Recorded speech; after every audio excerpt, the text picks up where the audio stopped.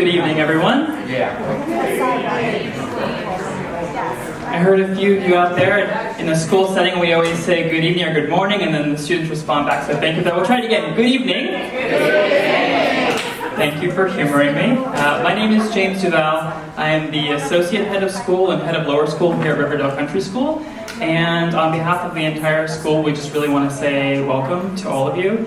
It's a huge, I would say, priority of ours as a school to make sure that we are ever more connected with the local community. I think that in many ways, Riverdale Country School, as many of you know, has a very long history. And I think that there are also moments in our own reflections where we realize that our ties within the community aren't as strong as they should be, given the history of the school. So to have the opportunity to reach out, see new faces on campus. I heard someone say that they've driven by or walked by the school hundreds of times and never been onto campus. It really is pretty incredible, and honestly, I think on behalf of, I have a few colleagues here as well, on behalf of all of us, we are just really grateful. We're grateful to be connected, we're grateful to be a part of the community, and obviously, to be part of the Riverdale Nature Preservancy as a board member, it's a huge honor for me as well. So, thank you so much for being here, and again, welcome, and now I have the great pleasure of turning it over to Meryl Nadel, who is the president of the Riverdale Nature Preservancy.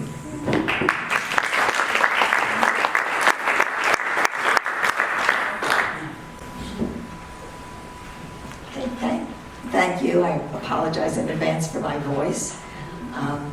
But it's wonderful to see so many people here. It's a great turnout.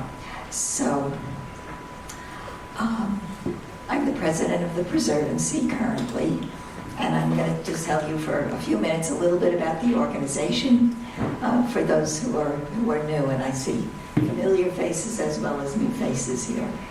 So that's wonderful. The Preservancy was started in 1986.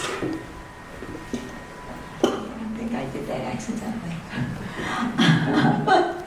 So next year will be our 40th anniversary. We've been in the community a long time and involved in many issues over the years. Our mission is to protect the area's unique natural resources and historic structures, and we do this in three ways. Monitoring local development. Second, providing information and education to the community, as we're doing tonight. And third, initiating and participating in long-term planning and advocacy. So keeps us pretty busy doing all of those things. We are a nonprofit organization, as you probably know, serving community board aid in the Northwest Bronx. So this whole area is, whatever falls under community board aid is in our domain.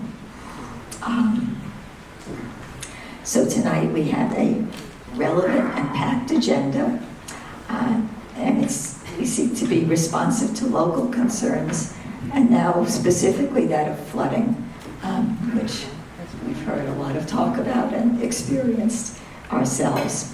So I wanted to summarize the agenda so you're aware of what we have in store, and it's pretty packed, so we're gonna move through it quickly. So in a minute, Jessica Haller is going to introduce our city council member, Eric Dinowitz. He'll have a few words. Then we'll have a presentation on FloodNet New York City by one of its staff who has joined us. And then hear about the flooding-related efforts that the Bronx Council on Environmental Quality, or BCEQ, has been making in the community. Then we will have a brief question and answer period to hear about both questions, problems, and also solutions that people have come up with in the community. From there, we move on to hear about Riverdale Country School's reforestation initiative. If you didn't meet them already in the lobby, you'll be meeting a couple of the Riverdale Country School staff members. We are hoping to be joined by the borough president. We don't know exactly when, but hopefully she'll find the time to join us. And then finally, we'll make some important announcements, followed by our tree and shrub distribution. So I know people wanted to grab their shrubs, but we really appreciate if you wait until the end of the program. They are courtesy of Bronx's Blooming, which is another nonprofit greening the borough.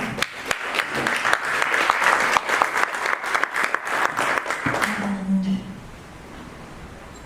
with that, I will turn it over to Jessica. Thanks, Meryl.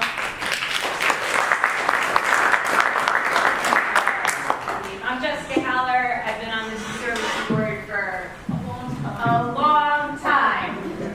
Most of the issues that we deal with are the responsibility in our government of our city council member. We're in City Council District 11, so when we have requests to build things that change zoning laws, or when we're worried about the SNAD, the Special Natural Area District, or our parks, 1/3 of our district is park. We have more park than most council districts in the city, or maybe the most of all districts. We turn to our council member, Eric Dinowitz, who is here tonight. He always comes to these meetings because this is the kind of group that he would like to address, because he can solve most of our problems. And on a personal note, I picked up my anti-flooding, what are those called? These The flood barriers. The flood barriers from his office. So as we talk about flooding and you get nervous about that, his office is the one that can help you. Without further ado, Eric Dinowitz, our council member.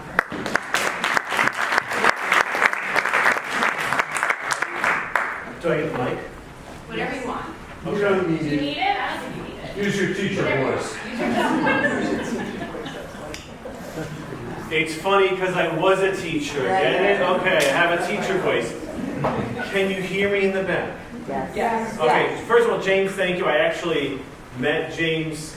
This is, I think, our 1-year anniversary, because I met him last year at the Riverdale Nature Preservancy meeting at the Y. So, good to see you again. And Meryl, thank you.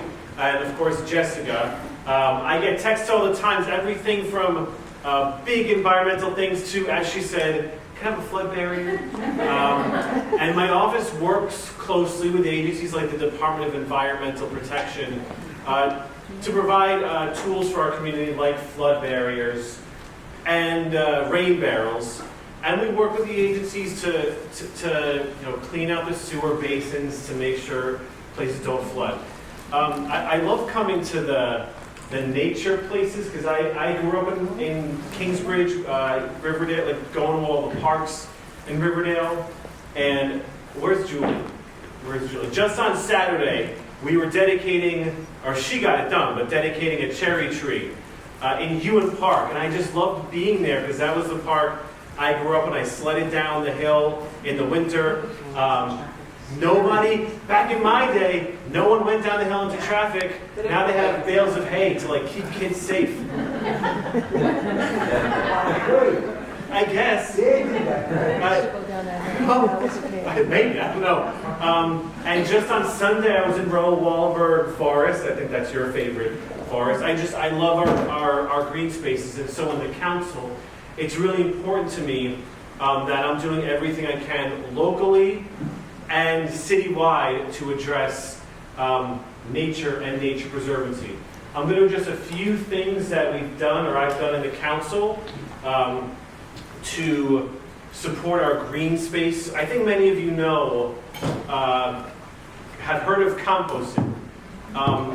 A few years ago, in 2021, our community board was one of a small handful of the 59 community boards to get composting here in New York City, curbside composting. And that was because of my advocacy. So we were in a very special club. Then in the city council, I was a co-sponsor of legislation which brought curbside composting citywide. And so now, not just CB8, but all the community boards have curbside composting.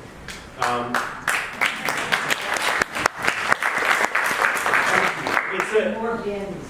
You need more bins? All right, well, call my office. Seriously, that's like that's like the mix of stuff we do. We'll see what we can do with more bins. And you know, there's different parts of our neighborhood that get support. So there's that big city, that citywide legislation. I'm going to mention another one that we just passed in a second, which when I heard the presentation, I was like, let me mention that. But I'm going to build suspense because before that, I just want to let you know that we are funding our local parks. We've given millions of dollars to Van Cortlandt Park for everything from the fencing around the mansion to a new bathroom to a van so they could do, you know, their stuff. It's true. We fund Partnership for Parks, which works with Julie and the stewards of Ewan Park to make sure they can do everything like plant new trees and get the cleanup tools that they need. Wave Hill, we've invested millions of city dollars for things like ADA compliance. And I know I'm looking at David Gelman, who's brought some of these to me as chair of the budget committee on CB8. And I know we've worked with Bob Bender setting up a lot of meetings for the Greenway. But we're bringing in millions of dollars in addition to what, to everything from federal and state dollars, millions and millions of additional city dollars to our district for our green spaces. So the flooding was mentioned. So I'm just going to mention two bills that we just passed. One was a pilot program for flash flood preparedness. I said it doesn't really affect Riverdale as it does in other places like Queens, where during a big storm you've had fatalities, people die. And so the city coming up with a flash flood preparedness plan, an evacuation plan. But I think more to this group's point, we just passed a stormwater plan, that the city has to create a stormwater plan and a dashboard, like a public dashboard that everyone in this room would be able to look at for details on this stormwater plan and how it's being mitigated. That is, again, another one of these citywide issues that we are addressing. And more locally, you have buildings like Netherland Gardens. I don't know if anyone here, okay, hi Netherland Gardens. But you're just the most recent example where I went there with a staff member, met with them because they were getting flooding from the basement. Because that's what happens a lot of times during storms. It's not just coming in to your driveway where the flood barrier is up, it's coming up from the basement. I'm talking to a group who understands CSOs, so fine. But making sure, again, that DEP comes in and cleans out those sewer basins so that the water can flow properly through it, especially during the autumn when the leaves are falling off. So I'm going to leave it there. I know I have limited time, but it's really important that you know that whether it's an individual building complex like Netherland Gardens, an individual house, I won't tell them where you live, Jessica, but an individual house that needs a flood barrier, bringing millions of dollars to our neighborhood for places like Van Cortlandt Park, Wave Hill, Ewan Park, the Spine Dival shorefront, and working on areas like the Greenway, or it's citywide legislation about the stormwater dashboard or citywide composting. Ensuring that we have quality environment here in New York City is of critical importance, and I can't believe I left out what I think is the most important one. SNAD. You've heard of SNAD? Yeah. Okay, just making sure. The mayor had proposed a citywide rezoning called City of Yes. However you feel about City of Yes, the original plan would have gotten rid of SNAD. And one of the things that we did in the council was say no. And we protected SNAD, so SNAD was not touched. Even as City of Yes passed, SNAD was preserved.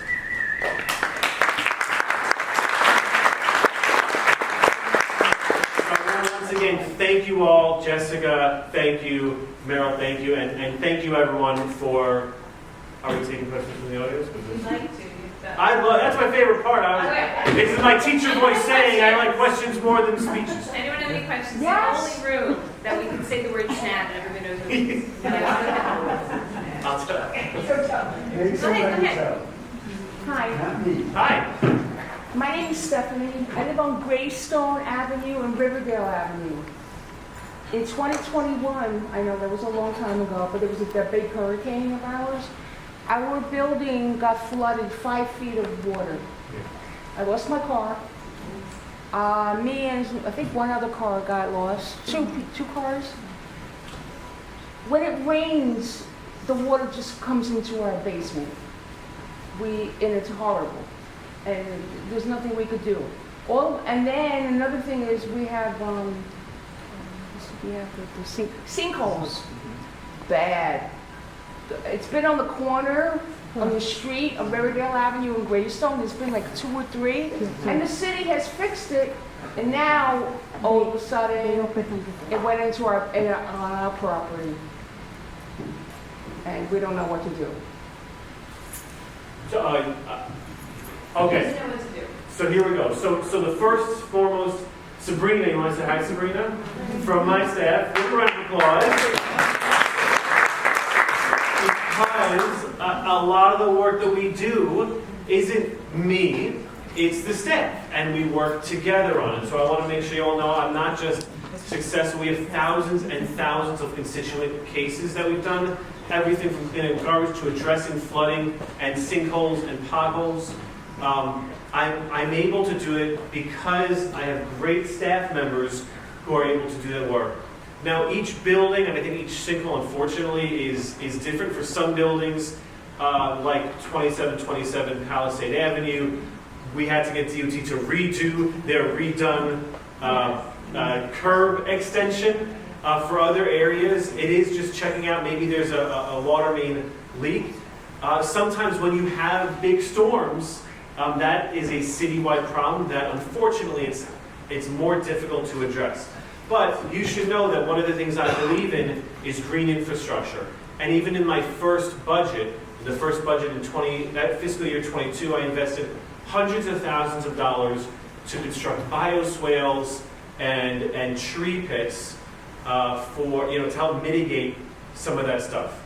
So in your particular instance, if that's happening frequently, definitely contact my office. If anyone else here is having very frequent flooding in their basements, you should call my office because we can get DEP down there to clean out, to test to see if there is a leak, and to see what other measures can be taken. I encourage you all to call my office for any constituent need. So Sabrina will be here, and there are cards for his office in the back. I just want to take something. Yes. You're up. Tree pits you mentioned. A little while ago there was a whole spate of tree pit plantings, and which was fantastic. But a lot of the trees either never came to fruition or died quite quickly afterwards, and also due to sidewalk sheds and things like this, young trees die. Then when the trees die, I've never seen them be replaced, or at least rarely. There are lots and lots of empty pits. The soil is compacted. They're actually a bit dangerous because you can fall off the sidewalk and fall down into the compacted dirt. It's such a shame. And in some places, they're even like paved over. I don't know who does that. On Johnson, But there's one on Johnson where they just tipped some kind of concrete over the top of it and said goodbye to them. So I'll say two things. Again, a lot of the work that we do is big picture and really micro targeting. For those particular tree pits, you should let me know. Let me know the specific locations, and we will reach out to parks and say that this tree that you just planted, do it again. I'm sure they have a contract in tree insurance, and even if they don't, they should replant it. You mentioned sidewalk sheds.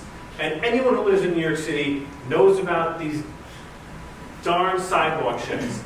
We passed a series of reforms for the sidewalk sheds earlier this month. What we said was a few things.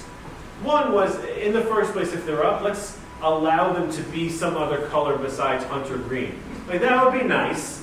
Maybe they could match my shirt. My shirt's gray, so who the hell wants a gray one if, whatever. Put some designs in it, fine. Put some LED lighting under it, fine. But they don't have to be up that long either. And so there were a couple of things we did. One was say, instead of a building certifying every year, every 365 days, that they need to have that shed up. They'll certify every 90 days. The second thing, and I think this is bigger, not just for having sheds up for less time, but for the buildings that are incurring a lot of costs. And I think you feel this a lot more if you're in a co-op, or you're more acutely aware of it. We said local law 11 facade inspection work is every 5 years. Clock starts, 5 years later, you do it again. Well, we said we extended for when the clock starts and stops, and instead of every 5 years, we're going to make it at least every 6 years, at most every 12 years. And that actual number is going to be based on a study by the Department of Building that's being finalized in August. So we're going to be saving buildings money. We're going to be having sidewalk sheds up less often, and when they have to be up, they're going to look nicer. But the first part of what I said, not being up as much, is going to more particularly address the tree situation. But again, very locally, tell me the locations of those individual trees, and we'll get on it. Sorry, to add on to that, also poison ivy. There's, for example, I believe it's an oak, just on the side of Henry Hudson Parkway West at 239. Very specific. Climbing that road, and it's getting covered in poison ivy. Would that be something we could let you know as well? Or You could. I don't currently have access to goats. But, and for those who don't get the joke, goats eat weeds and poison ivy and everything, and it's fine. Now that I've explained it, it should be funny to all of you. Okay, fine, good. Joke's not funny to explain it. So you can let us know. We could certainly reach out to parks. I'm not sure what they do, but we will 100% reach out and find out. We don't want poison ivy. Like, I was a kid who, I don't want to say I played along the side of the highway, but like, I'm not saying I did. I'm just saying. This is a spot where hundreds of school kids walk by every day, right by it. Yeah, look, I get it. I was one of those school kids. I walked from 141 through Ewan Park to my building in Kingsbridge coming home, and then we moved to Riverdale, walked along 239th Street all the time. And like, that's the kind of environment I want to make sure our kids can grow up in, being able to go to walk from school home, walk around the neighborhood, walk in and hang out in our parks, and make sure obviously it's safe from like bad people, but also poison ivy. Yeah. Like, I want our kids to be able to go there, not come home like gross rashes on their bodies, Thank you. Okay. I got to get going, and I know you have a schedule, so I encourage you all, anything you want to talk about, I promise you, reach out to my office, reach out to me. Half of you have my cell phone number. I'm usually available. Bob's laughing because he texted me right before I got here. That's why he's laughing, I think. But thank you all so much for your time. I appreciate all of you and all of your important work that you're doing, and I hope to continue to make you proud with the sustainability work I'm doing in the council. Thank you all.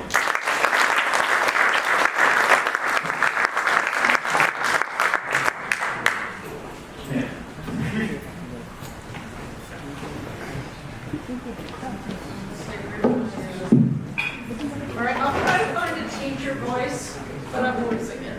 I'm Cheryl Paulson. I'm the chair of the board of the Riverdale Nature Preservancy, and I cannot tell you how wonderful it is to see so many new faces tonight, echoing what Meryl has already said.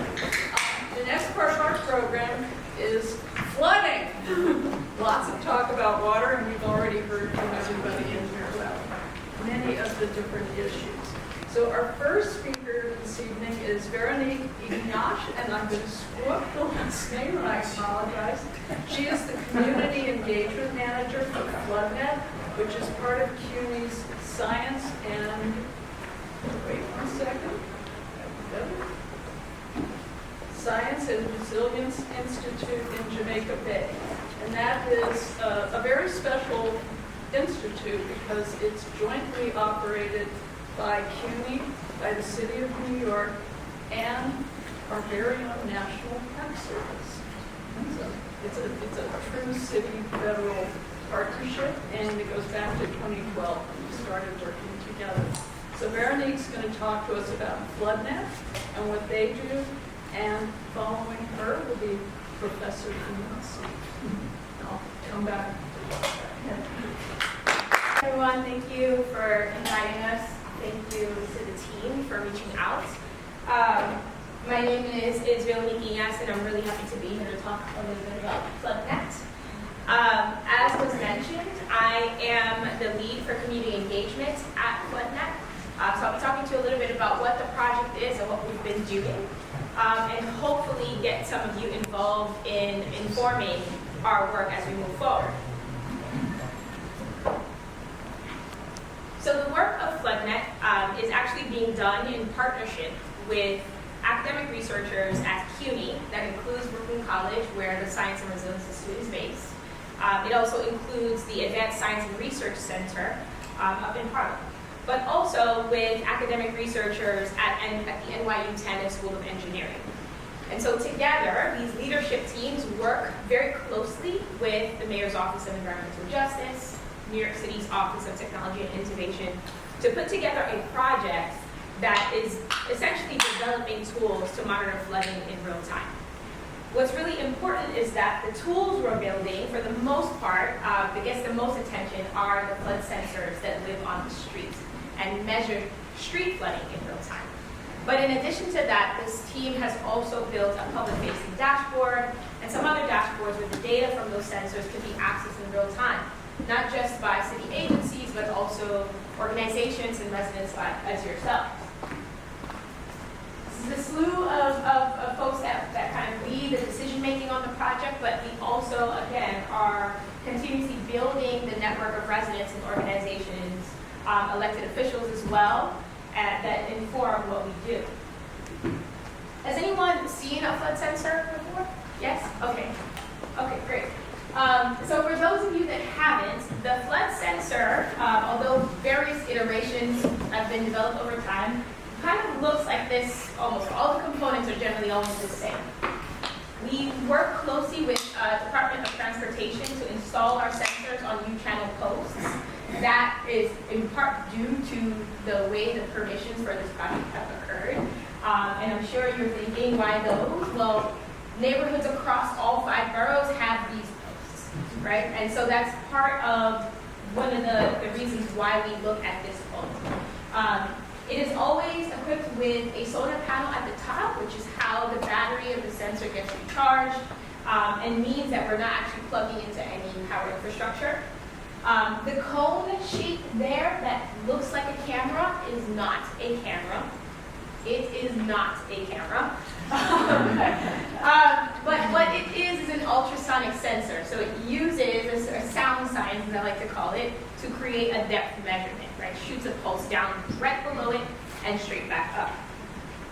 And so what that means is that for everywhere there is a sensor in the city, that sensor is measuring just the spot below it. Only the spot below it, right? And so what we've been working to do is expand the sensor network. Right now, as this project is being primarily funded by DEP, we have a mandate to install 500 sensors across all of the 5 boroughs. I'm dragging my words because while that is a lot for a small team like ours, it's not a lot in the grand scheme of what the 5 boroughs are. So we have to be really intentional and strategic about where we put a sensor, why it's going there, why we know it needs to go there. So on this picture, for those of you that are tech savvy, feel free to go ahead and pull up this link, which is the dashboard, the public-facing dashboard. But for this picture, every circle that you see represents a sensor on the street. The circle number right now is 0, at least on this picture, but that will change each time the sensor measures something below it, right? As I mentioned, it's using a sort of depth measurement. So at this point, you should already be thinking, if you know your city well, like we're going to measure trash, fat bicycles, people standing there. And so what our team has been working to do is sort of really update the back end of the technology to make sure that we can tell when it's a flood and when it's not. We have 42 sensors right now in the Bronx, and the other installs are going to be in Mott Haven. We're working closely with DET to do some more complex installations like that of the Major Beacon. But I wanted to also show sort of what the information looks like on this public facing. For those of you that have seen a sensor, you know it's accompanied with a sign and a little QR code. You kind of point your phone and it'll pull up the dashboard. And when you click into any one of those dots, you'll be able to access a page like this that shows you what information that sensor is collecting historically, and you can compare it to additional information. So on this picture, the navy blue line is what the sensor has collected.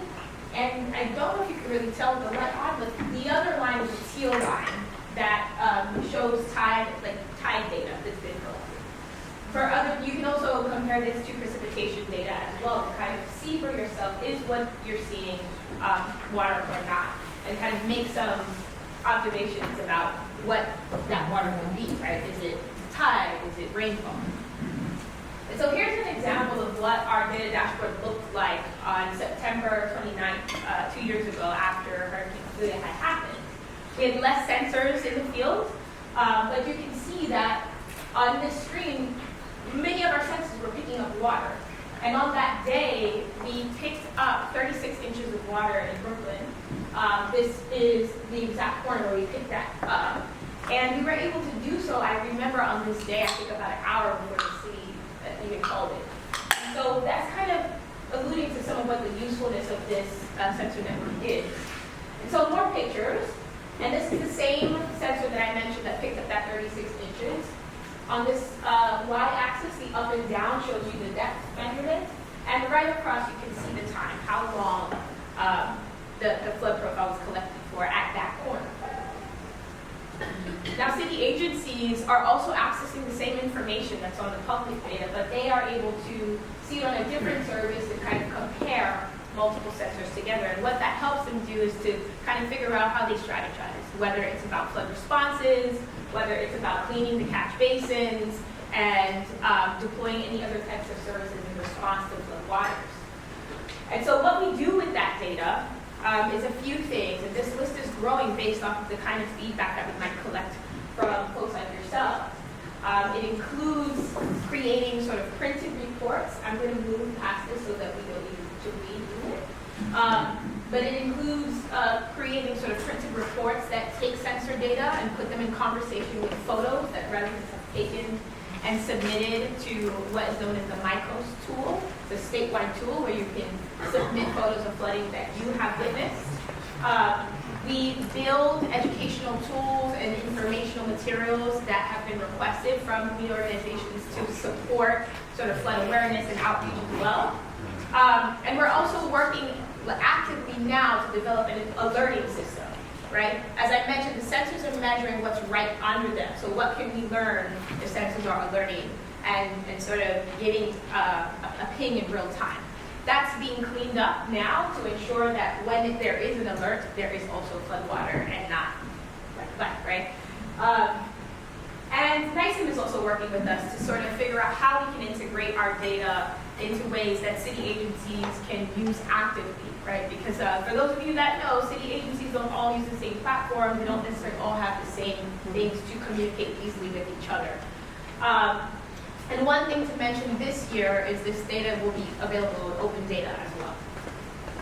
And so on the community engagement side, I'm responsible for leading the strategy development as well as implementation across all 5 boroughs. And what that has looked like is building out opportunities for outreach like this, but also ways that we can kind of build reciprocal programmatic things together. Someone mentioned the teacher voice. I clearly have one because I also teach. And so community education is a big part of what we're doing as well, right? It's one thing for the data to exist. It's another thing to know how to use it, right? And so this is an example of something that CBREP has been developing where I think there's a, oh, there it goes. This is a picture that residents have taken in Carroll Gardens paired with sensor data, but also 311 calls, right? Because the call out here is that how we know when flooding happens is if someone called 311. And so the sensors are meant to automate that kind of knowing. But again, it's limited by where we put them and when we put them up. Here's another version of what that type of printed report looks like. The design of this was requested by communities who are working in focus groups to kind of figure out how they wanted to take things like this and bring it to their elected officials, or bring it to other meetings where they were creating advocacy solutions in response to flooding. Alongside that, FloodNet itself has developed 3 different educational modules that we hope will exist beyond us, and we hope people like you will facilitate in your own spaces. That again are meant to kind of build skills around how we use the data, how we understand it, how we read it, and encourage folks to keep taking pictures, right? Because your stories, what you know about a neighborhood is all the more significant when paired with this sort of numbers-based data. All of these things I'm kind of running through for time also exist on our website and can be downloaded. I mentioned earlier that we work with community groups to build one-pagers and educational information. Here's one example of the kind of thing that we co-produce, where this is sort of just like a snapshot of a neighborhood. What kinds of flood projects have happened in that neighborhood, what flooding happens in that space, whether it's coastal flooding mostly or fluvial, and it gets edited with community organizations as well for their distribution and use. Here's another example that we developed with Regional Ready Rockaway, which was about how you consider mental health as part of disaster preparedness. Right? That if you want residents to be mobilizing and to be part of preparedness, then you have to consider what it means for them to be faced with pictures and videos of flooding when they might have faced it themselves. You all might have faced it yourselves, right? Speaking to people who know. And so this is sort of the give back. We don't have to go through this particularly, but I always include this slide in presentation because I think it's important to share what we've been hearing every time we go into a different neighborhood and how these kinds of things are similar across neighborhoods as well, right? That people are really concerned with what is the city going to do with the information it collects, right? That they're curious about whether or not the sensors have anything to do with flood insurance or housing. And that there's generally a demand for knowing how to use tools and information related to flooding. And so I'm sure just in dialogue with you all, this list can continue to grow. And so likewise, we ask the questions of our city partners. We host a monthly meeting for various city partner agencies to share updates about the project, what we're doing, get feedback, but also to ensure that the things that we've developed can also be used in those spaces as well. That includes for DEP, for Department of Health, and a group of others.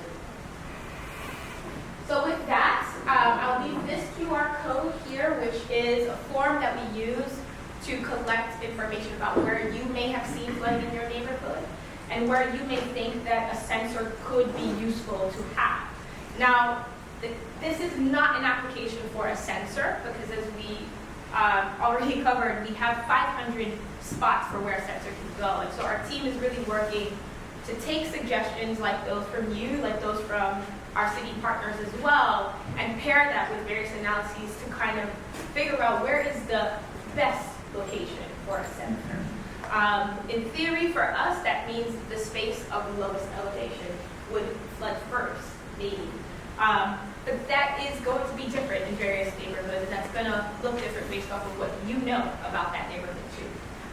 So please submit requests if you have them or suggestions. And myself and our project manager colleague also will go through these. And you can also share with the Preservancy, and we can collect that list that way too. Thank you.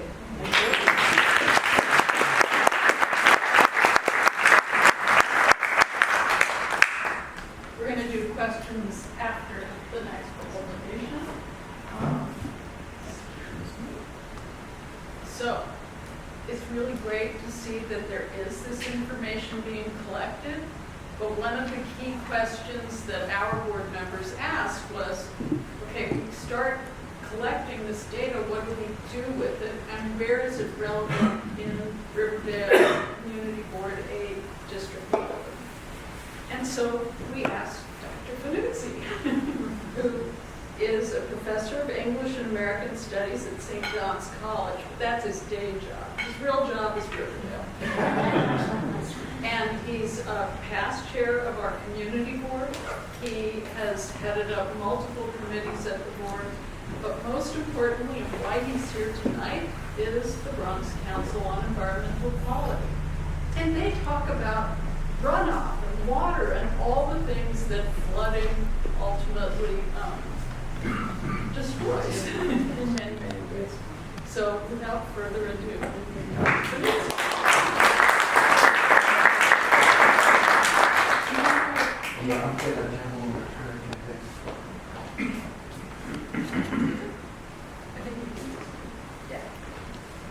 The other way. There you go. Okay, thank you very much. Thank you for this invitation. I feel like I'm among friends and fellow residents. I am a Riverdale resident. As Sharon said, I've since adopted a more Bronx-wide perspective since my tour of the community board. But I would like you to come back to that question that was asked in the back of the room about why we flood. Okay, and I hope to provide some answers and some strategies that we can adopt together. Why does an area with so much green have so much flood? Okay, so we will come back to that. I hope this perspective provides you with some strategies. And I also have some proposals for what we need to do together to make sure that we get investment from green infrastructure right here. And there's many important ways and reasons why we actually need this investment.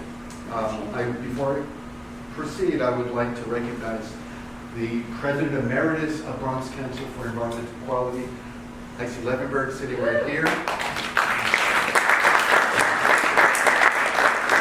And I want to thank FloodNet for coming. BCQ is a community partner with FloodNet, and I've had the good fortune to be there at very early stages working with Ricardo, and we need FloodNet here in the worst way.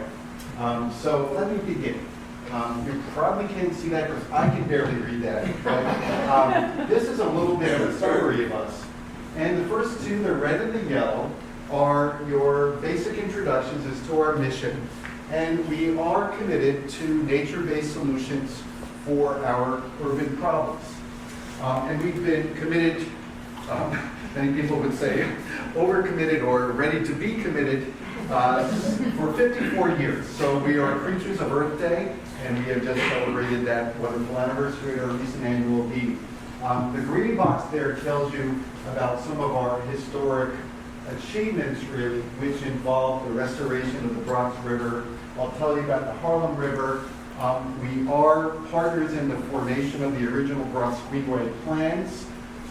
We have made the Harlem River a urban waters DEP and state partnership where we regularly work with government at federal, state, and city to make sure the river is clean. We have successfully created the Harlem River as a brownfield area opportunity, which means the reason why you see development along the Harlem River now going all the way from Fordham Road all the way down to Mott Haven is because of the work we did to establish strategic sites for cleanup along the river. I'll talk about the long-term control plan in a second, but essentially it is a water quality mandate to clean our rivers. And at one time, the city wasn't even going to measure the water quality of the Harlem River. We forced them to. Now we're right in the middle of a big fight over the health of the Harlem River and the attainment or the water quality measurements of the Harlem River. And again, I'm going to explain why the Harlem River impacts this community and vice versa. And most especially, why water quality is so important. So one of the things that's really become religion to me is that when we care about water quality, we are going to make the proper land use decisions. Okay? It's almost like you have to work backwards from the state of the water to the policies and priorities you have for managing our resources here on land. And when you walk backwards, it becomes inexorable that in order to clean our rivers, then good things have to happen that include making sure that you take care of your water, especially dealing with incredible new storm waters, flood events that you saw. So I'm going to be talking specifically about Ida and also the September 2023 storm. Those are known as non-coastal flooding events. I like to think about two paradigms for flood control. One of them was Sandy, 2012 being coastal flooding, and Ida and that superstorm of September 23 represents non-coastal, and it really does make a lot of sense. You can see that I also wanted to say that we've been partners with RNP on many issues that help us protect our ability to, I'm going to use the word infiltrate water, absorb water here on site so that it does not become a runoff into our rivers. The city of Yes was just the beginning, but Sheridan and I really stood up to city council and said, we are not making any deals to mitigate and water down snags. So they tried to get the city of Yes. I won't even go into the growth restoration plan, I'll get too upset. However, always be aware of the alienation attempts of the city of New York. We were successful in fighting off a wonderful plan to put a stadium the size of Fenway Park in Big Portland Park. Always be aware. And presently, if you haven't watched your news, the mayor is proposing to put some casinos, one of which is proposed for Ferry Point Park in the East Bronx. So as soon as I get home, I have to write my statement on their EIS about why this is a half-assed idea. Okay, so I am going to give you just a kind of short, big picture view of why we are obsessed with water, and it's because we are part of a watershed. And I'm going to use the word underline. Everything about those answers to that question about why we flood here is literally underlined. There are things underneath us that ferry our water and manage our water. They are sewers. Okay. However, there are also unique things here in this topography that you don't get in a lot of other places. There are streams. Okay. So we are living, there is a thin layer of civilization on top of a thriving ecosystem of water that wants Riverdale back. Okay, so that is the short answer to the question of why we have flood issues.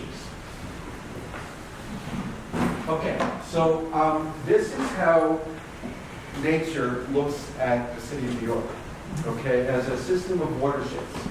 And if you can see on the left there, we are part of a watershed that goes all the way to Putnam County and empties into the Harlem River. Okay, the way that the city is contrived to deal with the watershed management here is that all the sewers, okay, must come through a central pipe and down the side of the Harlem River, and then they have these release valves along the Harlem River that takes all the sewers, the combined sewers of stormwater and sanitary flow, okay, that cannot make it into through the pipe. Then when there is a storm especially, there are release valves that empty this into the Harlem River, okay. So the development here and the sewers that we have here are contributing to Harlem River water quality because that water that is siphoned off into the river comes with contaminants when the water has been on roads. Okay, it picks up the contaminants called combined sewer overflow. So our organization has been fighting for years to try to get people to make sure the water does not go into the sewer that it cannot handle. That's one of the reasons why we're successful in creating the argument for daylighting. Okay, daylighting, as you know, probably know, will take the water from the Van Cortlandt Lake and siphon it into a new stream. Okay, talk about a natural solution, into a brand new stream that's going to run along the Major Deegan and eventually empty into the Harlem River without ever touching the road. Okay, so the water quality will be helped and you're getting green infrastructure for that. Okay, so that's the formula that we wish the city would do everywhere. Daylighting works, let's keep doing it in other communities. Now, this is another kind of landfill, or I should say, another kind of outfall that we deal with. And here, it's very relevant because a lot of Riverdale is privately stored, as you know, okay? And still, rain has to figure out a place to go when there's immense storms. So you can see here that there are outfalls into the Hudson River, okay, as well as into the park. And the amazing thing is that, do you know that 70% or 60% of the water that comes in, that we deal with to manage, comes from Westchester? Okay, it's gravity, right? We are part of the land. We have the benefit or the problem of being attached to a huge watershed. So when we are, just so you know, when we are managing water here, we are dealing with Westchester water. Okay, that's one of the problems we have. The Bronx River has a watershed plan with Westchester. Harlem River watershed, which is really the Tibbetts watershed, that goes all the way to, to daylight. We do not. So we are left with managing this on our own, and this is where the city measures the outfall. You see those lines there? They represent the sewers of this area, and those little dots are places where, again, the water will, from sewers, outfall or flow into the rivers. Okay, so it's planned that way.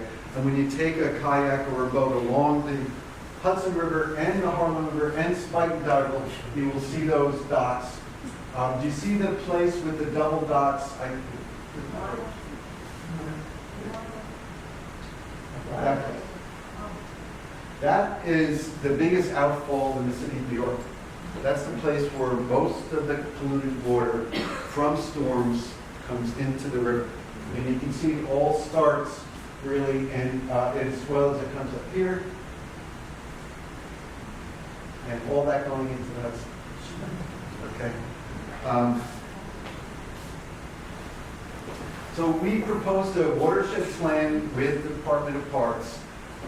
Unfortunately, because it's a city agency, like I said, it stops at the border of New York City.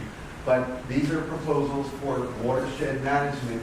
And because, as you recall, Van Cortlandt Park receives a lot of Westchester water and was flooded, as you recall, during Hurricane Ida, there's a lot of proposals to stop the water and manage it there. Shorefront Park here in Riverdale is a big issue for outfalls because it actually is at the bottom of the watershed, leading right into the water, into the stuff about the creek there. But this is part of, you can find on the DPR website the watershed plan. It is a master plan to put in green infrastructure to make sure the water is not overburdening on sewers and then getting into the river. All right, so I just wanted to go through some things that are happening now that we're very concerned about. The one that we're fighting presently is for the DEP to change the classification of the Harlem River, to allow it to be closed to contact for any recreation 36 hours after storms. Now, from what I said, it makes sense that if you have so much of that outfall going into the rivers that's contaminated, we will reach unhealthy levels. Okay, so basically our rivers will be closed, and what this has meant is that the city is saying no more green infrastructure can be built in this particular watershed. This is a fight we all must fight. We must tell the city that you cannot accept the present water quality standard and allow this wet weather, they call it a wet weather exemption, okay, a closing of the Harlem River, because that will mean that we will never see green infrastructure investment on the scale of daylighting here ever, okay? And when I pass these streets here, everybody knows road undermining, erosion control are facts of life here. We have a flooding problem because of the natural features of this area. And we will, if DEP doesn't demand higher water quality, it's going to be very difficult for us to get a systematic investment in green infrastructure to manage our water here on land, okay, where it belongs. So that's really central for us. So I wanted to call out and thank Councilman Dinowitz for his support of a new role, a stricter role for DEP to manage stormwater in new development. My model is Toronto, which actually has very strong water control built into zoning. Take a look at that, and Jessica will. But it's a great way. You can actually measure the amount of liability or obligation of a building has by the square foot, and then say this is what you must do in your water. So something similar is being proposed in Yay for Eric. We are unhappy with the reason why we always get buildings that we don't like when DEP says, oh, our sewers can handle it. Yes, maybe in dry weather. Remember our fight over the Hebrew homes? Okay, our sewers can handle that. What about in wet weather when you have? So we are fighting to expand that to include wet weather. We appreciate, as we get into this, any alliance we can do. I want to talk about the, about our plan for the continuation of the Putnam Greenway. We are behind an effort of the city to create a Harlem River Greenway that will start basically at 230th Street where the Putnam Greenway ends. Okay, this will be our dream of connecting Van Cortlandt Park eventually to Randall's Island, and Randall's Island connector. There are areas that we can't go right now because of a little thing called MTA. We are not giving up. Okay. But here's what I wanted to bring up here, and ma'am, your story really hit me because why do we have flooding here in Riverdale? And DEP does not like to build green infrastructure here because they like deep sandy soil. I've seen them. Camille will tell you. They go to Queens. 60% of their green infrastructure is in the Jamaica Bay watershed. That's where most of the water is. And it's also wonderfully sandy for them to do the same modular green, what's it called? Rain garden. Just see your moment there. Rain garden with layers of gravel, just the way they like it. We need a new green infrastructure model that allows us, it's shallower but maybe wider. Okay, we're working on this. We would appreciate any scientists or any people who really could look at options so that we need to force DEP to recognize we are candidates because we need it. And lastly, I want to say hills and valleys. One of the things that makes this area so dangerous for flooding is our hills. Because at this point, the water attains a velocity that is too fast for the sewers to accommodate. And DEP calls this supercharging sewers. Okay, so your experience, I had the same thing. I lived in Skyview, and I had a geyser coming out of my terrace drain. It was literally up to my waist. Wow. And that's because the water was on a hill traveling very fast. I also think the roads are great examples of where we need to start doing surveying, where we can make a difference. So we're going to end there, but I think we have amazing opportunity here to, first of all, press for green infrastructure where it's doing damage in your community, especially to our public roads, and hopefully we will get DEP to start thinking differently about their green infrastructure. So thank you very much.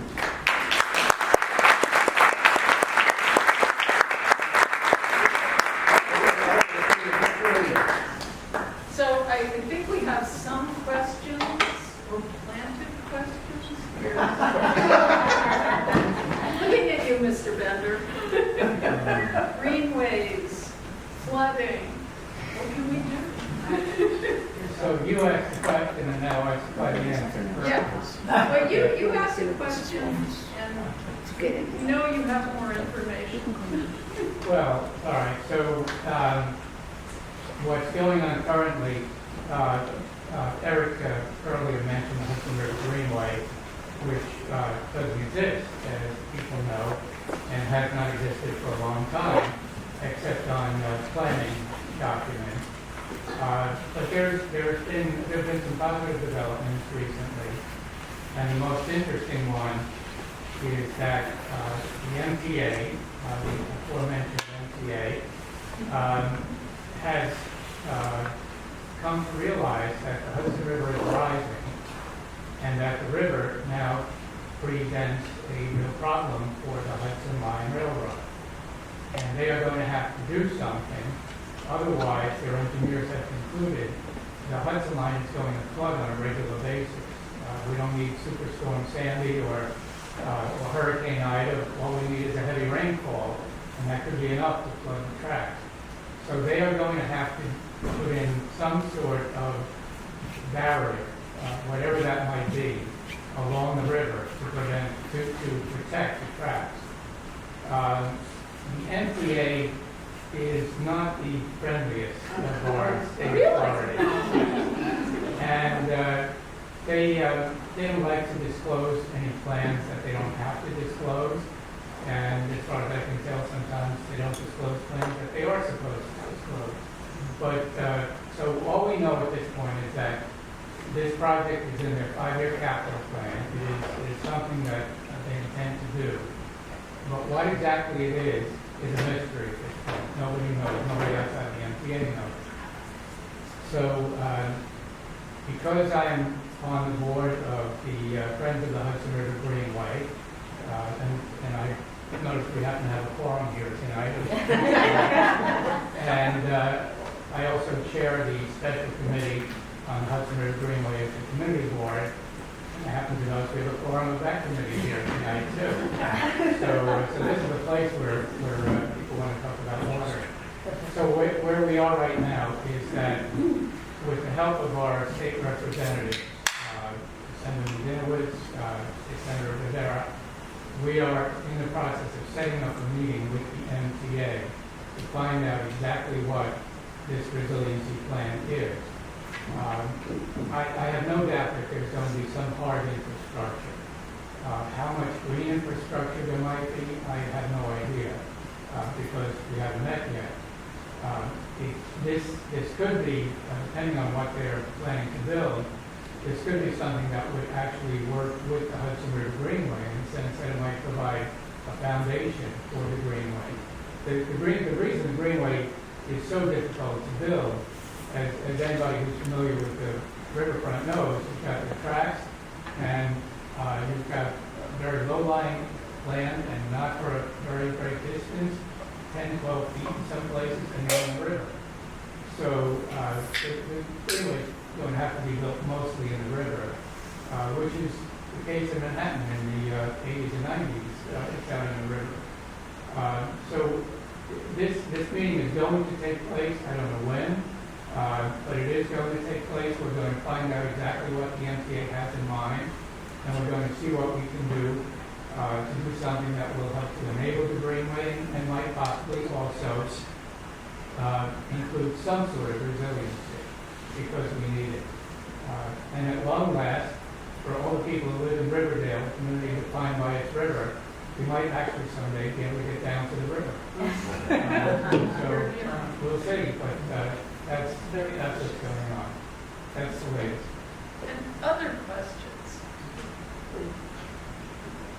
We have a question from someone who lives on Palisade Avenue and talking about the flooding on Palisade Avenue. You need your teacher voice. Yeah, I'll try.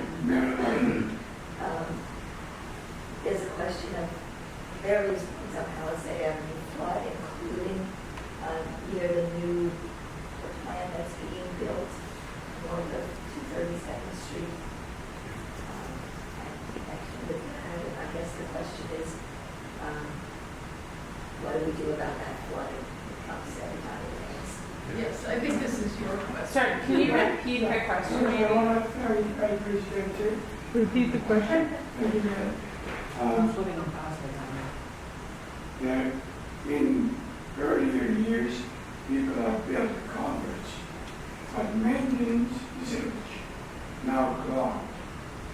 So even not only restoration, but proper maintenance would be on Palisade Avenue. Our first buses leave this campus going south. There are so many flood zones where if a car gets stuck, there are 30 buses will be gone. This doesn't mean high tech. This doesn't mean rocket science. But those low points of flooding If there's any way some people can look at it, it would be good for our host and for our students. Well, you're raising a good point, and it sort of ties together all of the talks, because Bernie mentioned the fact that the city agencies all have different platforms, and Valerie has talked about all the different entities, and that there isn't a priority for green infrastructure dealing with this. So FloodNet will tell you, you need to get a 311 call in, okay? You need to call every time you see that, okay? So that's number one, because as they say, what gets inspected gets respected. There is a roadway there that is impacted by that flooding. I also want to thank David Gelman as community board for fighting for that area just north of that flood zone, because what we did to try to build, prevent more impervious surface, remember at the corner at Kapok and Palisade, was designed to keep the water from gathering speed at that higher point, okay, to speak to the topography issue. So when you're planning, you have to interrupt the water before it reaches an inflection point and is impossible to stop, okay? So you should be looking for areas that can either upland and keep, because the water is also coming from a ridge there, okay? There's groundwater, and you're at the bottom, Palisade Avenue is at the bottom of a ridge. So you're getting water from the road, but also from the water. I think there's opportunity there to work with the Parks Department to help look for erosion control measures, because it does border Palisade Avenue, especially on Seaton Park. So that's an option for you. Dan, you'll know Dan is your voice for ENS measures here, environment sanitation measures in the community board. You're so lucky to have him. But there are, when you do have DOT here, I just have to tell you from my experience with Palisade Avenue, the community board, and you want them to manage water, you don't know what you're going to get, which means the famous right-of-way issue along Palisade Avenue, which, if you remember NIMTIC, like we do, and the fight, so we've all been there before. So you do have that constraint, but you definitely have to build some water control, or else you are going to lose vehicles. And it's not only there, it's on 254th Street, Steve's Farm. The train station. Are you And the the train station. 254th Street representative? Yes, but on Fieldston. Between 254 and 253rd, not only with the flooding, but after the flooding, the smell of gas or electricity. 2-3 days after, every flooding, we have either no light or the smell of gas is horrific. And they just fixed the road for the first time, I think, in 10 years. We don't have so many bumps in that area getting out of the exit. It's impossible when it rains. And they break it, and we need some type of to repurpose the rainwater. Because I had proposed before, right when you get off the exit, there is some empty land with some trees. If we can repopulate there to have water and have some type of water reservoir, there is a spot where we can rechannel the water and use it as gray water to plant all around Fieldston.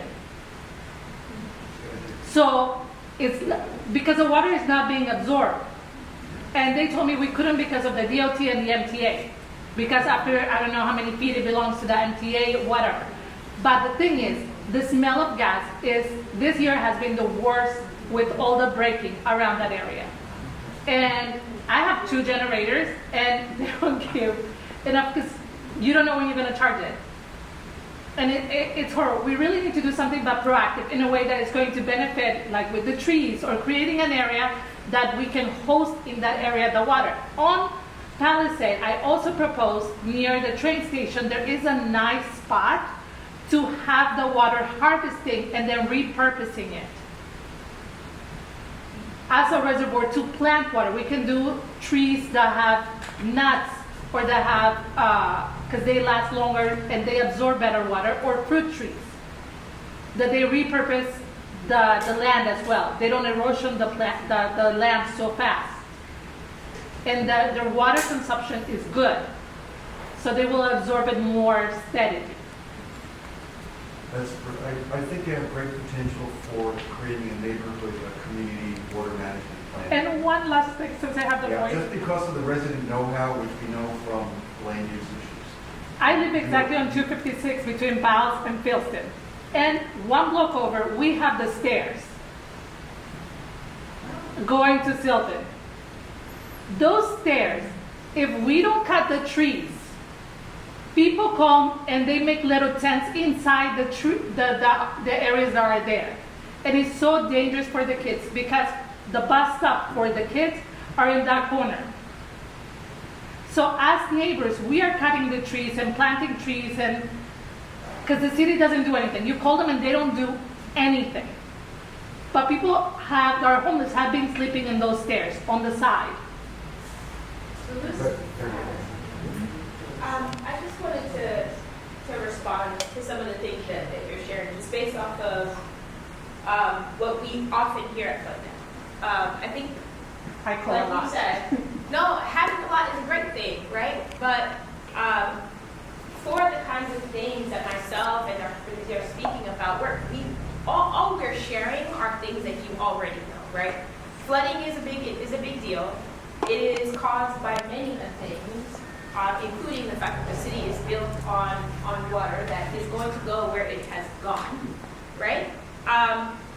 But the majority of the questions that are coming here, I think ultimately the Preservancy started off really well by inviting the council member, right? You have to call, and it has to be a call that is strategic and relentless ultimately, right? Because the project that I'm on, FloodNet, is one that is measuring flooding. We're monitoring flooding and we're providing the information. But we are not also doing advocacy work. We're not also doing the direct activism. But the information can be used to strategize and create those solutions, right? I think the majority of the questions that have come here, as we're pointing out, it starts with that call, right? Whether you're calling 311, 311 fatigue is a real thing. Neighborhoods that see flooding a lot stop calling. Neighborhoods that are seeing flooding for the first time didn't know that they needed to call to begin with, right? The community board, not to call you all out, but I have been to many community board meetings and borough board meetings. They are your front lines when it comes to communicating with city agencies. And in the case of the Preservancy, just like we've done today, inviting the people that you would call to these meetings to kind of hear these things are really important. Now, what I'm sharing are not my opinions. These are just suggestions based off of the meetings that I've been to over the past 2.5 years.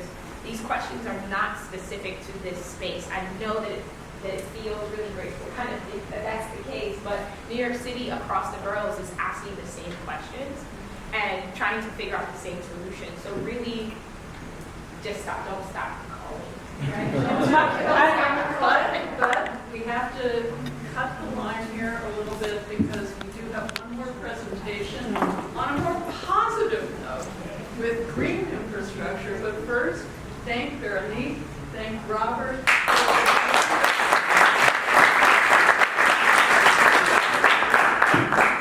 And now, Mr. James.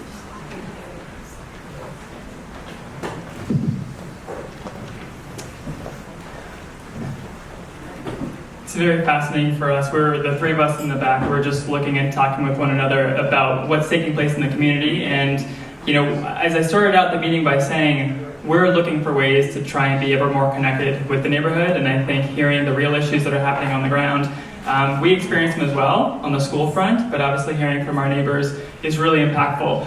When we were preparing for this meeting, essentially it was sort of thrown to us to say, hey, since you're hosting, would you like to share something that you're working on? And we're always trying to do different things related to environmental stewardship with the students.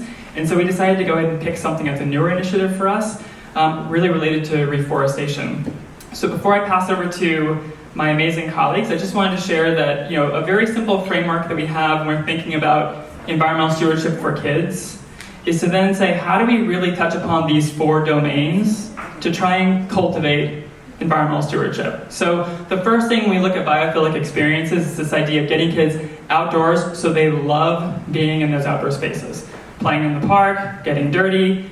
You walk through our hallways, there's mud everywhere. We want that because we know that in the long run, when kids have those genuine experiences, we believe they're going to grow up and care for those same spaces. Identity and diversity is around getting kids to recognize that each living entity is unique and has really incredible properties. So we look closely at the petals of leaves and we look at the color, the texture, the smell. We want them to really appreciate that, and then in turn also think about the incredible diversity that exists as well. This, as you can imagine, in a school community is very powerful because it mirrors how we talk about ourselves as a school community of all the humans that come together.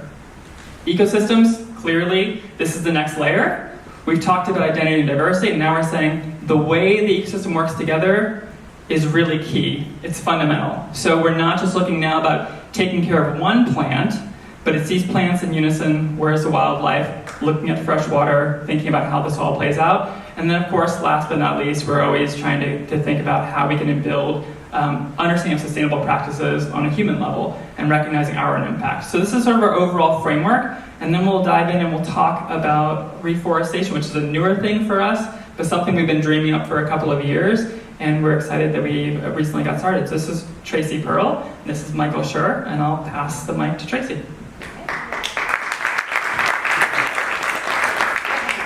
My name's Tracy. I'm the science coordinator for the lower school. And as James mentioned, just about all of our science revolves around cultivating environmental stewards, really helping kids think about how to care for our planet. And so we have worked mainly with our 4th and 5th graders. Our 4th graders in science really think about Earth's dynamic systems and how humans impact them. And then our 5th graders take a look at our urban forests and waterways as their science. And so we started this past fall. We started first by thinking about, we learned a little bit from our colleagues in the forestry department. We're both stewards of Riverdale Park. And so we started by collecting acorns. That's what we did. We have tons of trees on campus. We collected thousands, maybe, of acorns. A lot of acorns. The kids counted them. Our 4th graders collected them. Our 5th graders collected them. Even our kindergartners collected them. And then, do you want to talk about this part? So I'll just use my teacher voice. We're all teachers apparently here. So we then did a viability test with them. So we submerged them in water. We saw which ones sank versus which ones floated. We got some with the little acorn weevils. You can see it kind of sticking out of the acorn there, falling away.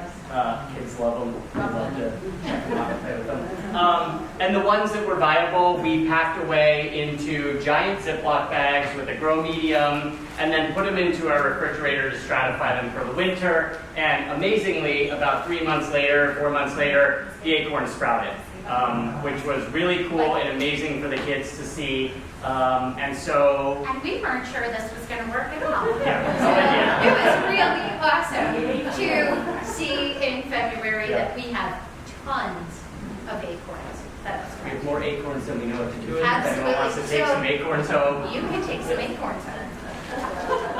So then what do we do? So then we had our friend who works in the forestry division, Dr. D'Amico.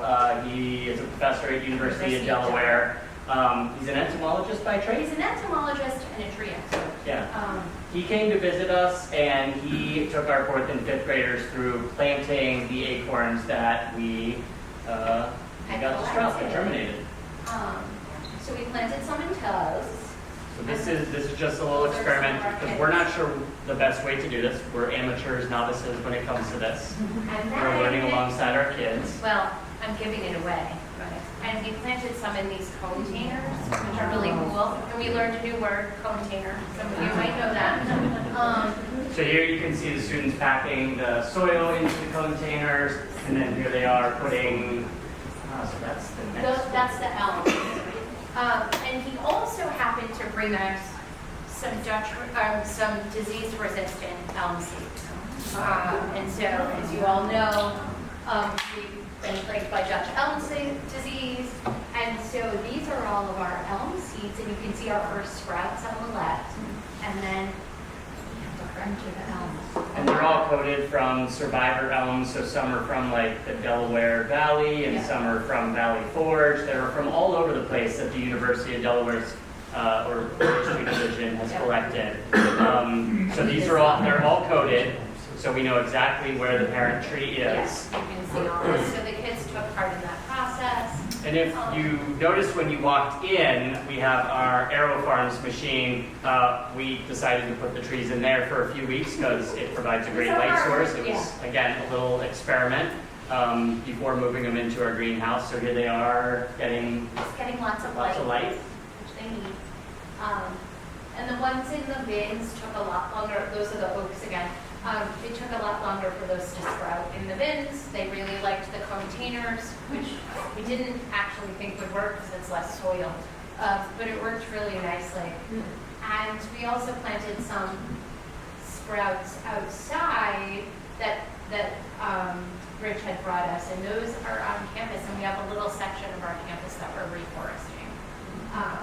And then it's hard to see, but if you can see in that picture, there's like a white bag dangling off the tree. You may have noticed it when you came onto Produce campus. bag or something? We think we have 2 survivor elms on campus, and so we were instructed to put a bag over the branch when the seeds emerge, and when they dry and fall off, we can collect them. If they are in fact survivor elms, then we can grow those elms as well, and have more disease-resistant elm trees. There's just some more beautiful pictures of our oaks. Our next steps are to take these and repot them into these tree pots, which are much larger, and then hopefully have them ready to go in the ground in the fall. Which would be the time for us to start sharing them, hopefully. So, as we hear about areas for stormwater management and things like that, if there are folks who are interested in red oaks and disease-resistant elm trees for various projects, we would love to partner with you and get these trees out into the local community. And even some sprouted acorns, because we have lots of those if you'd like to try raising some yourself. Yes? I'm sure that someone has studied this, but how do oak trees compare to white pines, compare to some other kind of elm trees to absorb water? So I don't have an answer to that, but it is definitely one of my questions that I noted as we were listening to this talk and in thinking about some of the work that our students do. But our students this year did a deep dive on this exact thing, and they went online and researched which trees we have on campus, which ones divert X number of gallons of stormwater and so there sequester are carbon. places where we can access that data. There's a tree benefit calculator that the Audubon Society puts out. Yes. The thought occurs to me that right here on Palisade Avenue, the pathway has fallen into disrepair. It was major overhaul about 15 years ago. Yep. And with the water pumping station approaching completion probably late this year and all that, Parks is going to have to redo that pathway. So the thought occurs to me, you may want to talk to Parks about it. I don't know if that strip between the path and the guardrail is wide enough, but maybe you might want to create a strip of your trees along there. Yeah, we've been talking, so we're all stewards of Riverdale Park, and we're also trail maintainers. There's a new name for it, I think, Yeah, it's as now of this called week. Urban Path. Urban Path. Yeah. But we have a good contact in New York City Parks, also the Urban Path as well, and frankly for us as a school, we've been trying pretty desperately to make connections in the community so that our efforts can actually land someplace, and we actually have permission to do it. Like you've seen how we work on our campus, that's easy. We're like, we'll try this, we'll try that. We clearly don't want to go find a strip of land and start planting our trees. We don't have permission. Of course. But I think we do have a contract with Parks now and with Urban Path, which is looking at trail maintenance all through the area. And usually between the two of them, we've been able to figure out where we actually can get permission, or they'll say, don't talk to us, talk to them. But I do think that's a really, really good example of where we're going. For us, from a learning standpoint, it's what we want for our kids anyway. And if we can do something that actually benefits the community, all the better for everyone. parks. That sidewalk is sinking, and it will probably not be safe for kids to walk around there planting trees. Well, the parks has to address that issue. I talked to Parks Department, they wrote back to me. They said it's not only Park Department, but Department of Transportation, they have to get together. It's developing its first urban forest plan right now, and this came out of a local law, which Eric Dinowitz talked a lot about how those happened. Basically, the city was mandated to create a plan for how we're going to maintain our existing forest, how we're going to expand it, how we're going to do it equitably, how we're going to make sure there are enough trees in the city to sustain us into the future. I am also on the Stakeholder Advisory Committee, which is kind of an internal committee that's comprised of groups like Central Park Conservancy and all the conservancies and things like that, and a few private landowners. But these meetings are your opportunity to come up with ideas, to bring your ideas. I do think after hearing you talk, we need really radical ways of thinking about our urban forests. We need to stop doing, status quo isn't going to take us into the future. So please go. It's May 5th. If anyone needs a ride, I think I have 3 seats in my car. If nobody joins me, my kids are coming. So it'll save them. But it's May 5th. It's at Hostos Community College, which I think is just south of Yankee Stadium. 149. And there's there's a QR code. You can register here, and I'm sure they'll send you all the information. There's also a survey they have. They ask you lots of questions. What's important to you? What do you want to see in the forest? Get involved. They want to hear from you. We need to put our eyes on this. I made it so much. You're welcome. Yeah. And if you have our website or you've signed up tonight, we're going to send out links for the survey for those who can't go to the events but want to get their voices out there. So thank you.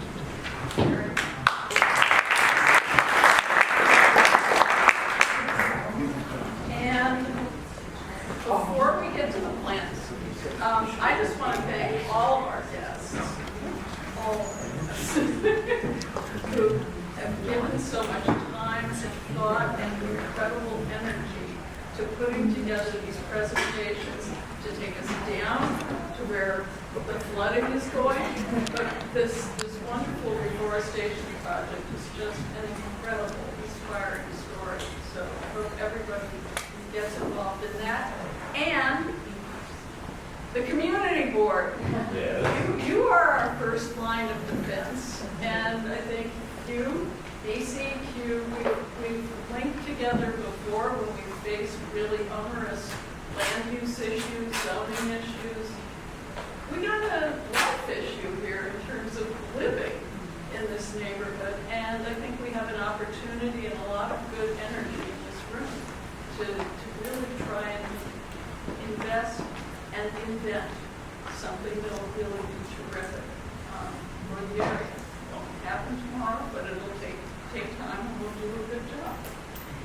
And the Nature Preservancy, keep your eyes on our website. We are going to try doing something different this fall, a garden tour.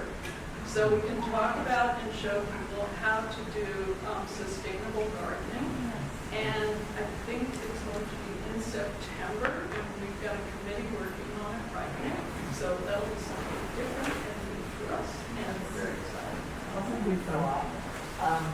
Perhaps we can put on the website a way for people to report very specific areas of flooding. Give us real specifics, and then we'll report it as what it is report too. But the 311 thing is 100% necessary. And now I know why everybody's really here. Trees, shrubs. So where is Valeria? Come on out.